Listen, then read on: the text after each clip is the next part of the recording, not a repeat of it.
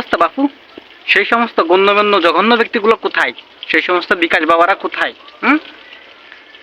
তহিদ আফ্রিদি, ফয়েজ করিম, barrister Suman, বিকাশ বাবারা কোথায়? বাবা তোমরা কোথায় এখন?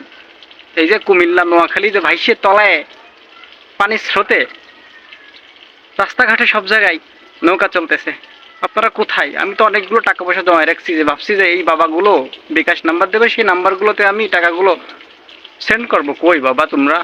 বিকাশপুরি বাবা কোথায় তোমরা? এতদিন যাবৎ যে এত পয়সা টাকা পয়সা উঠায় সেগুলো কি হজম করে দিছো, মাইরে ডুরে খাইছো বাবারা? কোথায় তোমরা? দেশ থেকে কোথায় গেছো ভাইয়ে? ভিন দেশে নাকি বহির্বিশ্ব? এই বাবাগুলো সব বহির্বিশ্ব যে পলাতক। বাবাগুলো আর টাকা পয়সা চাবে না।